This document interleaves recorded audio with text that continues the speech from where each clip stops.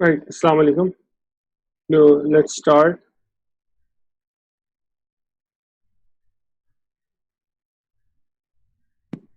What we need to talk about today is basically strength of welded joints. ठीक है, तो उससे related हम देखने के जो भी अगर कोई welded joint प्रोड्यूस होगा उसमें उसको अगर हम अप्लाइड लोड के अगेंस्ट चेक करना चाह रहे हैं कि whether the joint can bear the applied load, तो उस चीज़ को हम कैसे ट्रीट करते हैं।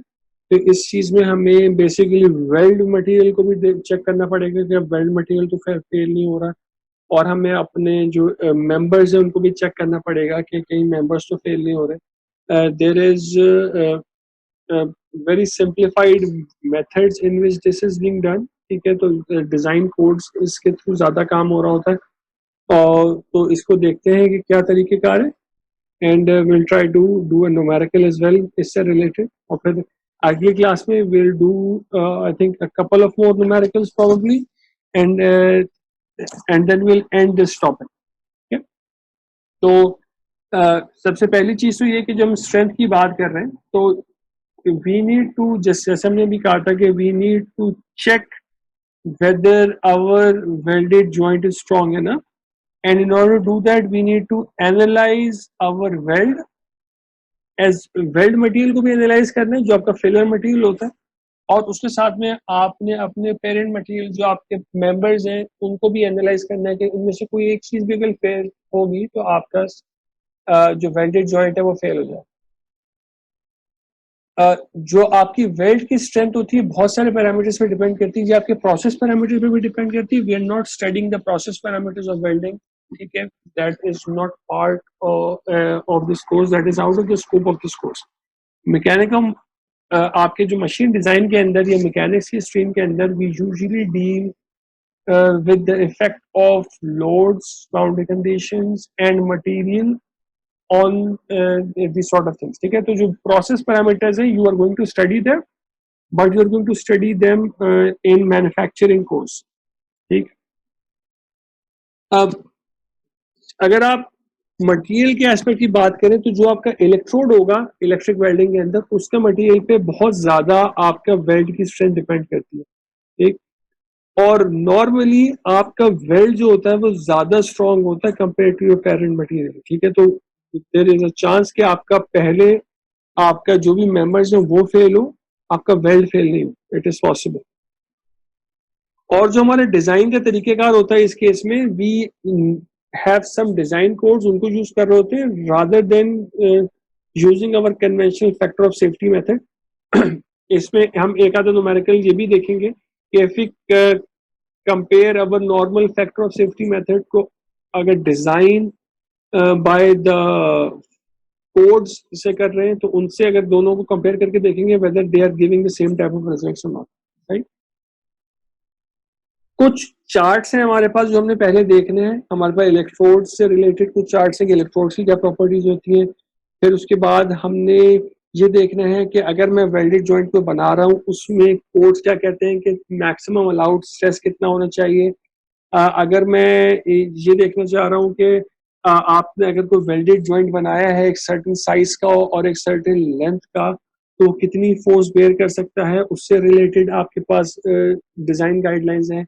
अगर आप एक सर्टेन साइज के मेंबर्स को जोड़ना चाह रहे हैं उसके लिए कम से कम आपके वेल्ड का साइज क्या होना चाहिए, उससे रिलेटेड हमारे पास डिजाइन चार्ट्स हैं।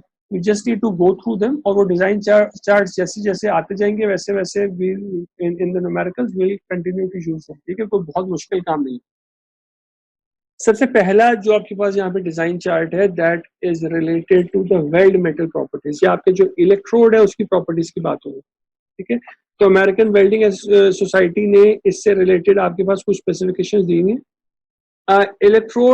Electrodes are specified by what we call electrode numbers. ठीक है, तो एक कैपिटल लेटर ई के साथ में यू हैव लाइक 4 और 5 डिफरेंट नंबर्स है। ठीक है, और उनके अंदर जो पहले इनिशियल नंबर्स हैं they are of importance to us because ये आपके इलेक्ट्रोड के मटेरियल की टेंसाइल स्ट्रेंथ को रिप्रेजेंट कर होते हैं, approximate tensile strength, but we can take it as it is. For example E90XX के जो इलेक्ट्रोड्स होंगे इनकी जो टेंसाइल स्ट्रेंथ होगी that would be 90 kilo psi, और उसको अगर हम मेगापास्कल में कन्वर्ट करें दैट ट्रांसलेट्स टू 620 मेगापास्कल। सही है। तो यू नीड टू रिमेंबर कि इस कोड के अंदर जो आपके पास टेंसाइल स्ट्रेंथ स्पेसिफाइड है that is in kilo psi। Her electrode के अगेंस्ट उन्होंने इस टेबल में उसकी यील्ड स्ट्रेंथ भी स्पेसिफाई की हुई है। ठीक है, तो these two things are important, हमें इनकी जरूरत पड़ेगी जब भी हम अपने स्ट्रेंथ को वेरीफाई कर रहे हैं whether our strength is enough in weld material. सही, तो ये बहुत आसान सा चार्ट है, इसमें कोई ऐसी खास चीज नहीं है।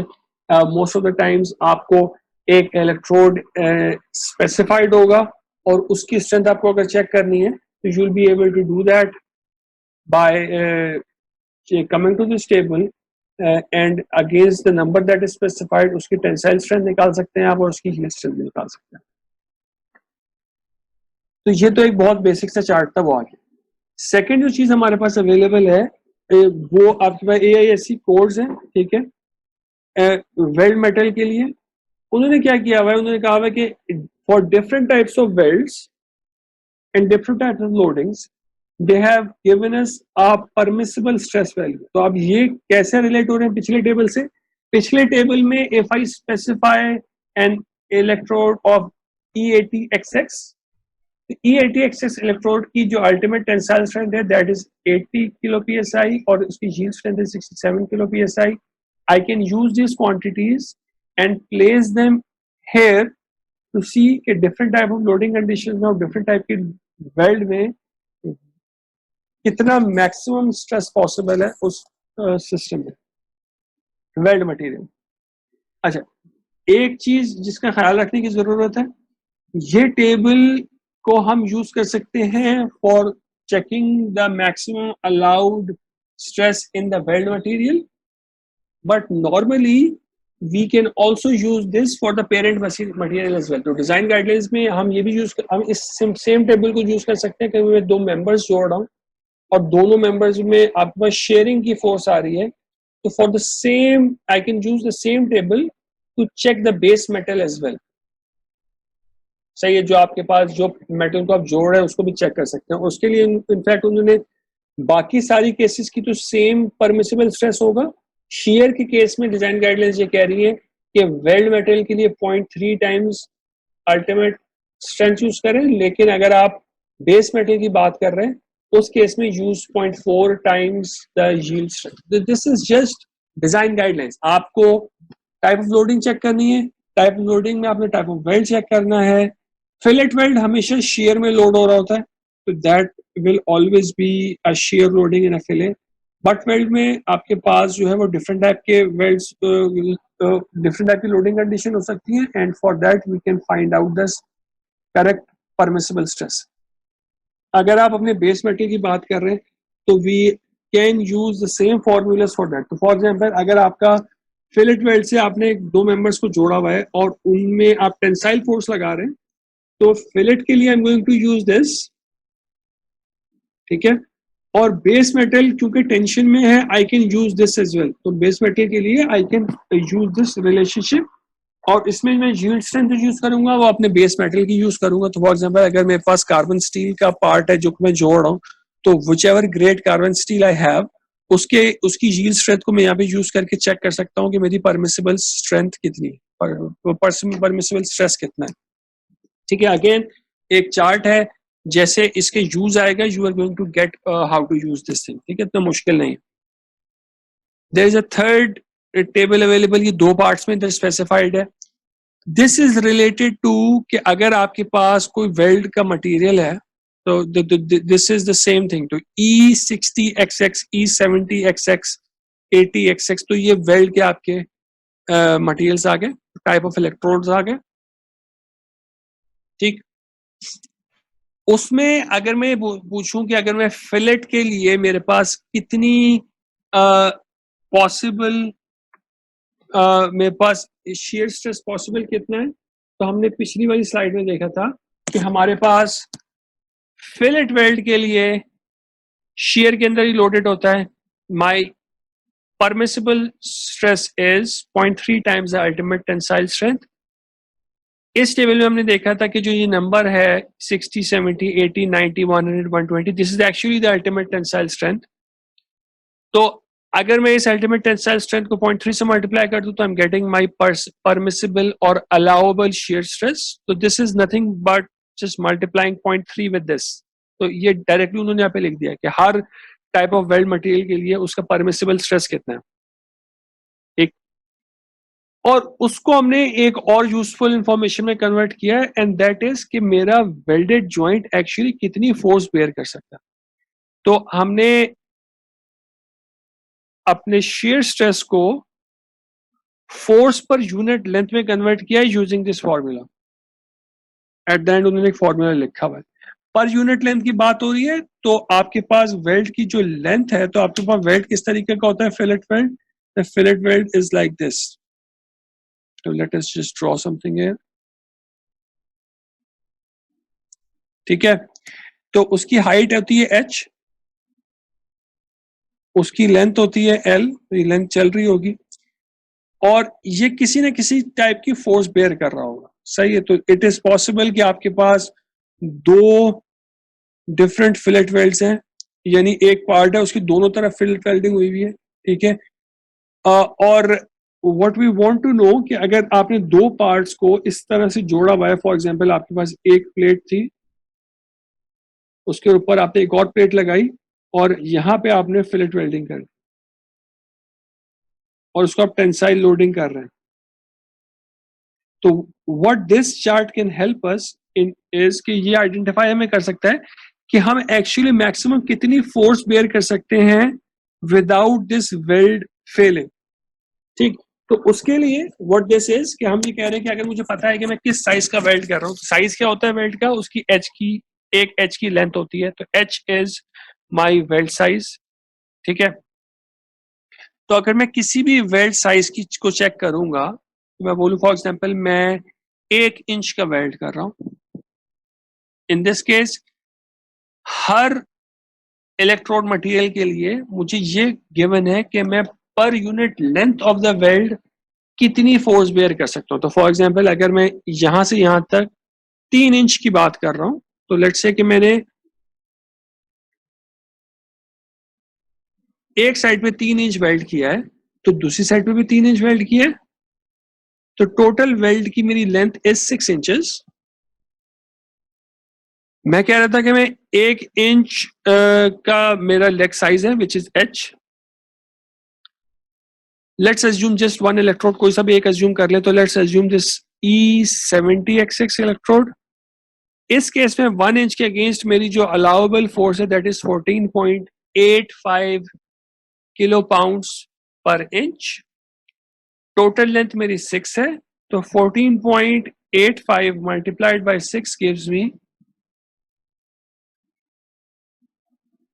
89.1 किलो पाउंड्स ऑफ फोर्स. तो this chart can help us in identifying कि दो चीज आइडेंटिफाई कर सकते हैं कि अगर आपको वेल्ड का टोटल लेंथ पता है तो यू कैन आइडेंटिफाई कि आप कितनी फोर्स बेयर कर सकते हैं. दूसरी चीज जो आप आइडेंटिफाई कर सकते हैं वो आइडेंटिफाई कर सकते हैं कि अगर मुझे अपनी फोर्स पता है तो आई नो माई फोर्स, तो I can actually size my weld. तो मैं वेल्ड को आइडेंटिफाई कर सकता हूँ कि मुझे कितनी लेंथ पे वेल्डिंग कम से कम करनी पड़ेगी so that I can bear the load. Right. तो this is how you use this chart. इसी के कॉम्प्लीमेंट्री एक चार्ट और है. वो कॉम्प्लीमेंट्री चार्ट ये है कि you have ranges available here. इस डॉटेड लाइन को छोड़ दीजिएगा. The dotted line indicates. जी जी बेटा बोलो. 891 कैसा है वो समझ नहीं आया था. अच्छा ठीक है. देखो हाँ हाँ सही सही सही. हमने किया ये कि हमने कहा कि हमारे पास हमने एक एग्जांपल केस जहाँ पे ड्रॉ किया था. हमने कहा था कि हमने दो पार्ट्स को वेल्डिंग की है. टोटल वेल्थ की जो हमारी लेंथ है एक साइड पे वो 3 इंच है, तो दोनों साइड की टोटल लेंथ हमारे पास हो गई 6 इंचेस. आपके ये डिजाइन चार्ट ये हमें बता रहा है कि आपका जो भी वेल्डेड मटेरियल जो वेल्ड होगा आपका वो डिपेंडिंग ऑन द इलेक्ट्रोड पर इंच कितनी फोर्स बेयर कर सकता है. तो अगर मैं E70 ए का इलेक्ट्रोड उठा रहा हूँ, that electrode can bear a stress of 21 kilo psi without failing. ठीक है, तो सेफ जो परमिसिबल स्ट्रेस की वैल्यू दी हुई है वो 21 किलो psi दी हुई है। इसको हमने कन्वर्ट किया है in terms of force, force में कन्वर्ट कर लिया। तो हम निकालना चाह रहे हैं कि पर इंच ये जॉइंट कितनी फोर्स बेयर कर सकता है। तो that force is 14.85 kilo pounds per inch of the weld. Weld की जो लेंथ है 1 इंच लेंथ के अगेंस्ट ये 14.85 किलो पाउंड की फोर्स बेयर कर रहा है। तो हमारे पास टोटल जो लेंथ है 6 है, तो 14.85 multiplied by 6 gives me this. तो आपके पास जो टोटल लेंथ होगी उसके हिसाब से आपकी जो अलाउबल फोर्स है वो बढ़ती जाएगी। इसकी दूसरी प्रॉब्लम ये हो सकती है कि मैं बोलूं कि मेरे पास 100 किलो पाउंड की फोर्स है। सेम अज्यूम कर लेते हैं कि मैं 1 इंच साइज यूज कर रहा हूं और मैं सेम 70 किलो psi का इलेक्ट्रोड यूज कर रहा हूं। तो मुझे एक्चुअली कितनी लेंथ रिक्वायर्ड होगी of the weld so that मेरा जॉइंट सेफ हो जाए। तो मुझे यहाँ पे आके क्या देखना पड़ेगा, 1 इंच के अगेंस्ट और 70 के अगेंस्ट माई स्ट्रेंथ इज 14.85। तो अगर मैं 100 को 14.85 से डिवाइड कर दूं, this gives you what, this gives me 6.73। 6.73 क्या है, 6.73 इंचेस है। इसका मतलब ये कि मुझे टोटल वेल्डिंग की जो लेंथ रिक्वायर्ड है दैट इज 6.73 इंचेस। सही। और अगर हम बोलें कि हम दोनों साइड पे वेल्डिंग करना चाह रहे हैं तो मैं इसको 2 से डिवाइड कर सकता हूं। तो एक साइड पे मुझे तकरीबन 3.37 इंचेस की वेल्डिंग करनी है, rounded up to let's say 3.4। तो अगर आप एक साइड पे 3.4 इंचेस की वेल्डिंग कर देंगे तो you will be safe. That's the basic idea of this design. बहुत सिंपल तरीके कार है जिससे आप एक्चुअली लेंथ निकाल सकते हैं कि आपको कितनी एरिया कितनी लेंथ पे वेल्डिंग करनी है सो दैट आपका रिक्वायर्ड लोड सपोर्ट हो जाए। That's the idea. अच्छा, आगे चलते हैं। इस डायग्राम के अंदर what they are giving us is कि अगर मेरे पास दो पार्ट्स हैं, दोनों वेल्ड हो रहे हैं, ठीक है, तो जो भी थिकर पार्ट है ना आपका दोनों में से, उसकी थिकनेस पे डिपेंड करता है कि आपने वेल्ड साइज कितना लेना है। ठीक है, तो ये भी again this is a design chart, वो हमने डायरेक्टली इससे वैल्यू यूज करनी है। ये डैश लाइन को यूज नहीं की, को इग्नोर कर दीजिएगा। ये डैश लाइन सिर्फ ये शो कर रही है कि जो इन्होंने एक स्टैंडर्ड से उठाई है वाली चीज, ठीक है, उन्होंने कहा था कि they are providing values for 3 up to 3-3/4 inches की थिकनेस तक दे आर प्रोवाइडिंग 5/16। उससे नीचे की वैल्यूज इस टेबल के अंदर उन्होंने खुद जनरेट की हुई, we can use this directly. ठीक है, तो हमारे केस में उन्होंने क्या स्पेसिफाई किए हुए, दो बातें की हुई। उन्होंने कहा भाई अगर आपके पास थिकर मटेरियल जो है उसकी क्या थिकनेस है, तो थिकनेस की रेंज बता दी, 1/4 इंच से लेके 1/2 इंच तक है, 1/2 से लेके 3/4 तक है, 3/4 से लेके 1.5 इंच तक है। हर रेंज के लिए we have a weld size, जो मिनिमम वेल्ड साइज है जो कि आप यूज कर सकते हैं। ठीक है, ये वेल्ड साइज आप यूज कर लें, दिस इज साइज एच। इसके बारे में उन्होंने एक और बात भी कर दी कि ऑल्दो ये साइज आप यूज करें बट मेक श्योर ये करें कि जो थिन पार्ट है ना उसकी थिकनेस से ज्यादा एच नहीं होना चाहिए। तो एच थिकर वाले पार्ट की थिकनेस की बेस पे आप एच सेलेक्ट करेंगे, but we will also ensure कि जो थिनर वाला पार्ट है एच उसकी थिकनेस से कम रहे। तो अगर वो एच जो आपका यहाँ पे निकल के आ रहा है, लेट्स अज्यूम आपका एच निकल के आ रहा था 1/2 इंच, बट आपका थिनर वाला पार्ट जो है वो 1/4 इंच का है, तो फिर आप एच को 1/4 इंच रखेंगे, आप 1/2 इंच नहीं यूज करेंगे। तो we can not exceed the thickness of the thinner part. सही, बस ये सिंपल सी चीज है जिसका हमें ख्याल रखना। हमने क्या क्या देखा है अभी तक, हमने देखा है कि एक इलेक्ट्रोड अगर हमारे पास गिवन है तो उसकी स्ट्रेंथ हम कैसे निकाल सकते हैं। There is a chart for that, we can find out. Different type के अगर हमारे पास वेल्डेड जॉइंट्स हैं डिफरेंट टाइप के लोडिंग कंडीशंस के अंदर, उनमें परमिसिबल स्ट्रेस कितना होगा, we can find that out. अगर हमारे पास कोई वेल्ड अवेलेबल है तो we can check whether the length specified in that weld is enough और नॉट, ठीक है, हम वो चेक कर सकते हैं। और फाइनली हमने अगली स्लाइड में क्या देखा था, हमने देखा था कि अगर हमारे पास कोई दो पार्ट्स गिवन है जिनके हमें चेक करना है कि उसमें वेल्ड साइज कितना होना चाहिए, तो this can help you with that. बहुत डायरेक्ट काम है।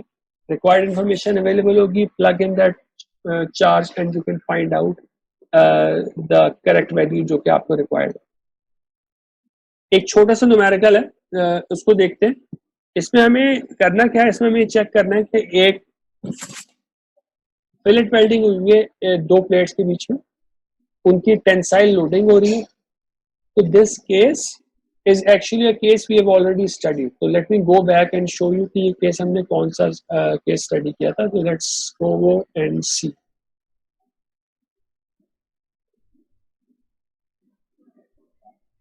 Okay. This is the case जो हमने अभी दिखा रहे हैं ना, ये वाला केस है आपका। तो इस पर्टिकुलर केस के लिए भी फाउंड आउट कि हम जब शेयर स्ट्रेस निकाल रहे होते थे तो हम कहते थे कि टू बी सेफ हम शेयर स्ट्रेस की मैक्सिमम वैल्यू निकालते। मैक्सिमम वैल्यू निकालने के लिए हम कहते थे कि सबसे बड़ी फोर्स ले लो, फोर्स की कंपोनेंट्स में नहीं ब्रेक करें, पूरी फोर्स ले लें और पूरी फोर्स को सबसे छोटे एरिया से डिवाइड करा दें। सबसे छोटा एरिया आपका बनता है थ्रोट का एरिया, ठीक है। तो आपके पास अगर मैं वेल्ड का क्रॉस सेक्शन देख रहा हूं, इसमें जो आपका थ्रोट है it is this inner line here, सही। तो हम टोटल फोर्स को थ्रोट के एरिया से डिवाइड कराते थे तो वहां पर शेयर स्ट्रेस निकल के आ जाता था। This was a conservative value, ठीक है, हम हाई वैल्यू प्रेडिक्ट कर रहे हैं टू बी सेफ, सही। तो लेट्स गो बैक, सही है। तो ये वाला केस है। तो the formula valid here is the same formula. तो tau is equals to the force divided by the smallest area. Force पूरी ले लेंगे आप 16.5 किलो पाउंड, उसको थ्रोट के एरिया से डिवाइड करा देंगे टीएल से। T is actually H cos 45, तो area becomes H cos 45 times L, सही। कहा हुआ क्या इन्होंने कहा हुआ है कि हमारे पास 1/2 इंच बाई 2 इंच की रेक्टेंगुलर क्रॉस सेक्शन की प्लेट है। दिस, तो ये क्रॉस सेक्शन शो किया हुआ है इन्होंने इसका, ठीक है। क्रॉस सेक्शन इन्होंने यहाँ पे शो किया हुआ है, but cross section in reality what they are trying to show is they are trying to show this thing. तो ये दिस इज हाफ, सही है ना। अब उन्होंने प्लेट का हमें एक कोड भी बताया हुआ है, तो वी नीड टू लुक के 1015 स्टील की क्या प्रॉपर्टीज होती हैं। आपके बुक के अंदर एक टेबल अवेलेबल है इन अपेंडिक्स A20, उसमें आप जाएंगे 1015 की प्रॉपर्टीज भी अवेलेबल है, वो टेबल अभी आ भी जाएगा। तो स्टैटिक लोड बता दिया कि 16.5 किलो पाउंड का लोड है। वेल्डिंग हुई भी है विद अ 3/8 इंच फिले। तो 3/8 इंच फिले का मतलब ये है your H is equal to 3/8 inches, सही है। 2 inch long on both sides, ठीक है। तो एक साइड पे द लेंथ इज 2 इंचेस। जो इलेक्ट्रोड इज एन E70XX, तो इसकी ultimate tensile strength is 70 kilo PSI और इसकी जो यील्ड स्ट्रेंथ है वो टेबल से आ जाएगी। तो we can find this out. हमें करना क्या है, तो क्या है कि जो वेल्डिंग कोड का मेथड है, जो चार्ट्स वाला मेथड है, उससे चेक कर लें जरा कि आपका वेल्ड मेटल जो है वो उसकी स्ट्रेंथ काफी है कि नहीं है, ठीक है। तो वेल्ड कोड का जो तरीकेकार है that is this design chart over here, right. तो हमें करना क्या पड़ेगा, हमें देखना पड़ेगा first of all let's see कि ये 1015 क्या है ना, 1015 बार जो है ये आपका टेबल A20 है। इसके अंदर मटेरियल्स को दो डिफरेंट कोड से स्पेसिफाई किया हुआ है। एक यूनिवर्सल नंबरिंग सिस्टम है का कोड होता है, G10150 और उसका AISI या SAE कोड होता है विच इज 1015। तो कोई सा भी एक स्पेसिफाई हो सकता है। तो उन्होंने अगर आपको 1015 स्पेसिफाई किया हुआ है तो this is the data that we are concern. इसमें दो तरह का डाटा अवेलेबल होता है, एक हॉट रोल्ड डाटा है, यानी कि अगर आप हीट ट्रीटमेंट के साथ आप पार्ट्स को फॉर्म कर रहे हैं, और एक कोल्ड ड्रॉन या कोल्ड रोल्ड डाटा हो सकता है। तो कोल्ड ड्रॉन डाटा ये होता है कि आप किसी किस्म की हीट हाई टेम्परेचर में काम नहीं कर रहे, आप रूम टेम्परेचर के ऊपर उसको शेप कर रहे हैं। कोल्ड ड्रॉन मटेरियल जो होते हैं they are actually stronger, because आप जब लो टेम्परेचर में काम कर रहे होते हैं तो मटेरियल प्लास्टिकली डिफॉर्म होता है, प्लास्टिकली डिफॉर्म होने से उसकी स्ट्रेंथ बढ़ती है। तो अगर आप स्ट्रेस स्ट्रेन कर्व को देखेंगे तो अगर एक मटेरियल प्लास्टिकली डिफॉर्म हो गया इस पॉइंट तक, तो नेक्स्ट टाइम जब मैं उसको लोड करूंगा ना तो उसकी स्ट्रेंथ इनिशियली उसकी दिस वाज द स्ट्रेंथ, आपने उसको beyond the yield strength load कर दिया तो this is epsilon, this is sigma. जब आपने उसको अनलोड किया इस पॉइंट के बाद तो it follows this path and it ends up here. तो इसके parallel this line and this line में पैरेलल। नेक्स्ट टाइम जब आप उसको लोड करेंगे तो वो सेम पॉइंट पे नहीं यील्ड होगा, वो अपन स्ट्रेस स्ट्रेन कर्व को ज्वाइन करेगा, तो वो यहाँ पे आके यील्ड होगा। ठीक है, तो उसको स्ट्रेंथ बढ़ गई। जब भी आप कोल्ड वर्क करते हैं किसी मटेरियल को तो उसकी स्ट्रेंथ बढ़ जाती है। इसीलिए आप देखेंगे हॉट रोल्ड की स्ट्रेंथ टेंसाइल भी और यील्ड भी कम है compare to the cold drawn. हम लोग वेल्डिंग के केस में हॉट रोल्ड का डाटा यूज करते हैं। उसकी वजह यह है क्योंकि आप जब वेल्डिंग परफॉर्म कर रहे होते हैं बेस मेटल पे, तो जहां पे वेल्डिंग हो रही है उस रीजन के अराउंड क्योंकि टेम्परेचर बहुत ज्यादा इंक्रीज करता है, तो जो प्रॉपर्टीज होती है even for cold drawn parts वो हॉट रोल्ड के करीब आ जाती है because of that elevation in temperature. तो आपने इसमें से जो प्रॉपर्टीज यूज करनी होगी you will always use the hot rolled property. सही है। 1015 हमारा मटेरियल था, उसकी हमें स्ट्रेंथ पता चल गई, tensile strength is 50 kilo psi। ठीक है, और उसकी हमें यील्ड स्ट्रेंथ पता चल गई 27.5 किलो psi। सही, तो जस्ट रिमेंबर कि हमने ये निकाल लिए, जो नंबर्स यूज करने होंगे तो नंबर्स विल रिपीट आ जाएंगे नंबर्स आके, बट हमने ये प्रॉपर्टीज जो मैं रिक्वायर्ड थी वो हमने यहाँ से चेक कर ली। हर दफा A20 विजिट करना है। जब भी किसी कार्बन स्टील का डाटा चाहिए होगा तो you will visit table A20। अब हम अपने डिजाइन चार्ट के ऊपर आ गए।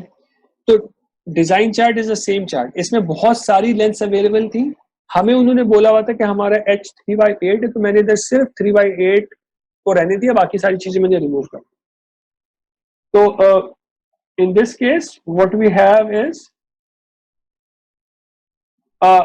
3/8 के लिए हमारा वेल्ड मटेरियल था E70। तो E70 में अगर हम चेक करें, सॉरी, E70 में अगर हम चेक करेंगे तो what we are going to find out against a leg size of 3/8 inches for E70 the allowable unit force is 5.57 kilo pounds per inch. आपकी जो एक साइड पे वेल्ड की लेंथ है that was given as 2 inches, तो दोनों side की length मिला के हो गई 4 inches. Force is 5.57 multiplied by 4, so this 22.28 is the allowable force in this weld. Applied force is 16.5, since 22.28 is more than 16.5 तो we are safe। बेसिकली इतना simple सा काम है कि आपने अपनी अप्लाइड फोर्स को अलाउबल फोर्स से चेक किया and we are able to check whether the weld is safe और नॉट। सेम काम हम एक और तरीके से भी कर सकते हैं। वो तरीका ये है कि हम वेल्ड की एक्चुअल स्ट्रेंथ को चेक करके देखें। तो अगर मैं जो हमने स्ट्रेस का फॉर्मूला पढ़ा था ना अपने जॉइंट के लिए, that was F divided by the throat area, तो ये फॉर्मूला आपके पास जो स्लाइड मैंने पीछे की रिविजिट की थी अभी उस पे अवेलेबल है। फोर्स आपके पास 16.5 किलो पाउंड्स है, H 3/8 है, total length of the weld is 4, so the shear stress comes out to be 15.56 kilo psi। ये फॉर्मूला डायरेक्टली अवेलेबल था, जिस भी टाइप की वेल्ड होती है उसका रेलेवेंट फॉर्मूला हम लोग यूज कर सकते हैं। फॉर E70 इलेक्ट्रोड आपके पास yield strength is 57 kilo psi, ultimate tensile strength is 70 kilo psi. ये भी आपके पास 9-3 टेबल का उसमें गिवन था. 9-4 के अंदर उन्होंने बोला हुआ है फिलेट वेल्ड के लिए the shear stress loading permissible strength is 0.3 times the ultimate strength. Ultimate strength is 70 multiplied by this 0.3, you get 21 kilo psi. Again, applied stress is 15.56, permissible is 21. This is lower than that, so we are still safe. Stress वाला method है, and this is directly from this chart. Both methods are available. सही है, तो दोनों तरीके से किया जा सकता है. वेल्ड को फोर्स से कंपेयर करने के लिए हम लोग ये कर सकते हैं, लेकिन जब भी हम बेस मेटल की बात करेंगे, बेस मेटल केस में हमें स्ट्रेस से ही चेक करना पड़ेगा. तो बेस मेटल की इस टेबल से we'll be able to find out कि शेयर में कितनी स्ट्रेंथ है, which is 0.4 times SY. Tension में अगर चेक करना चाह रहे हैं कितनी स्ट्रेंथ है, दैट्स 0.6 times SY. और फिर हम उसकी एक्चुअल स्ट्रेस को उसकी परमिसिबल स्ट्रेस से कंपेयर करा के वी कैन फाइंड आउट कि मेटल की ओवर द परमिसिबल स्ट्रेस तो नहीं जा रहा है. ठीक है, तो we can check that out. Finally अगर हम इसको अपने बेस मेटल के ऊपर आ जाए, उन्होंने हमसे सवाल में दो चीजें बोली हुई. उन्होंने बोला है कि वेल्ड मेटल की स्ट्रेंथ सेटिस्फैक्ट्री है कि नहीं है, वो हमने चेक किया, सेटिस्फैक्ट्री है. जो एग्जाम्पल के अंदर मेथड था वो भी देख लिया, और स्ट्रेस का जो मेथड हम खुद से बना सकते थे वो भी हमने बना के देख लिया. दोनों मेथड से हमें नजर आ रहा है कि वेल्ड मेटल जो है वो उसकी स्ट्रेंथ सेटिस्फैक्ट्री.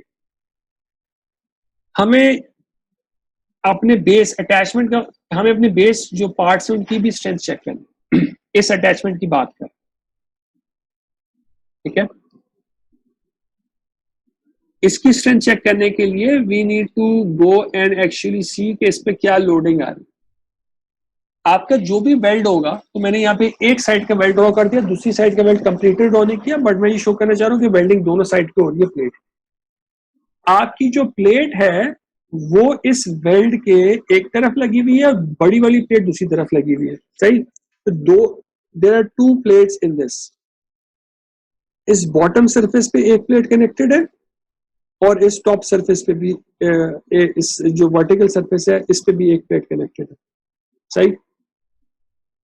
इससे एक और चीज भी समझ में आ रही है कि देखें, आपने करना क्या है, आपने दो डिफरेंट प्लेट्स को आपस में जोड़ना है. तो weld size is limited by the minimum thickness है. अगर आपके पास मिनिमम थिकनेस 1/2 इंच है तो वेल्ड साइज 1/2 इंच से ज्यादा नहीं हो सकता.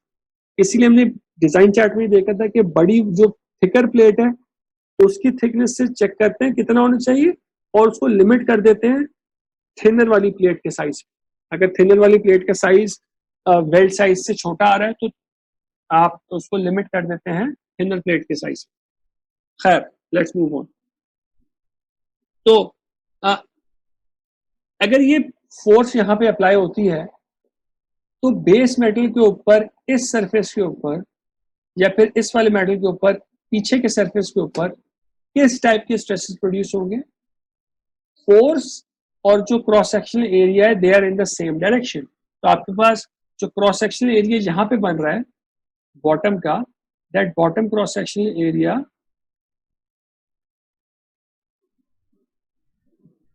This one is parallel to the force. सही है, तो F/2 हो जाएगी एक तरफ. तो shear स्ट्रेस प्रोड्यूस होगा पार्ट के ऊपर.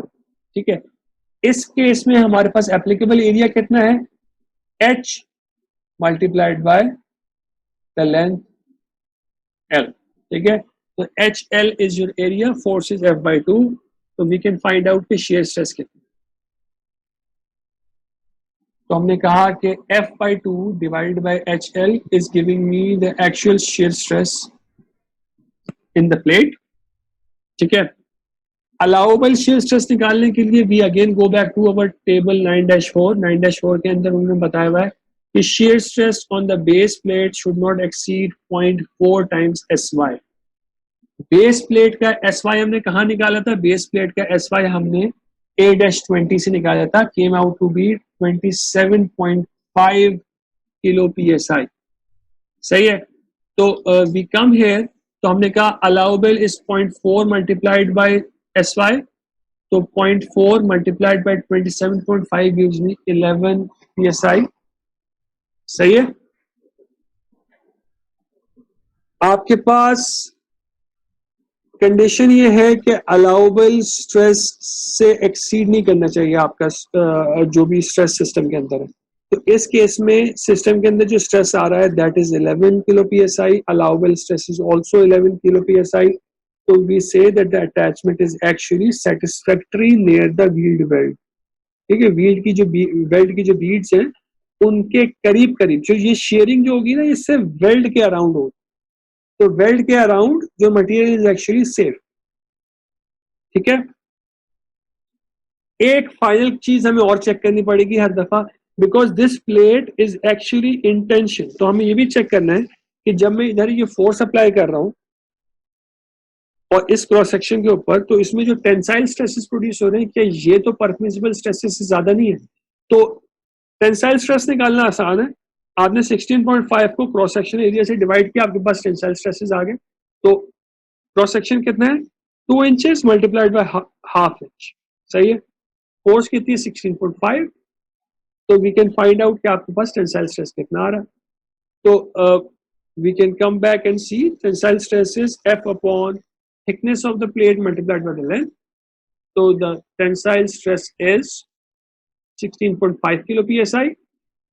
अब इसी मटेरियल को मैं सेम टेबल से चेक कर सकता हूँ 9-4 से। 9-4 में टेंशन के केस में हमें परमिसिबल स्ट्रेस दिया हुआ है 0.6 times SY। SY is 27.5. 0.6 multiplied by this gives me an allowable tensile stress of 16.5 kilo PSI. Since this is again the same value exceed नहीं कर रही, तो we are again in a satisfactory region। तो हम still we are safe। जो भी allowable चीज थी उसके अंदर अंदर हम काम कर रहे हैं। तो this is basically it। तो इधर स्टॉप करते हैं। कुछ सवाल है तो बेटा पूछ लो।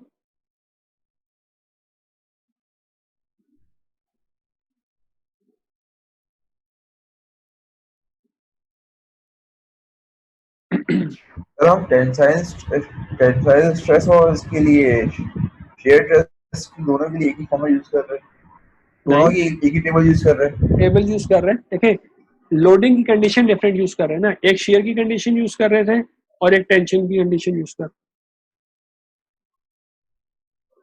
Condition different. सही है ना।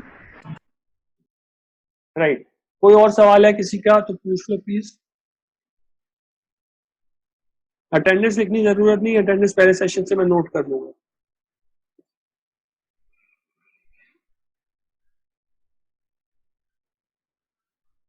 If you have any question, please ask me.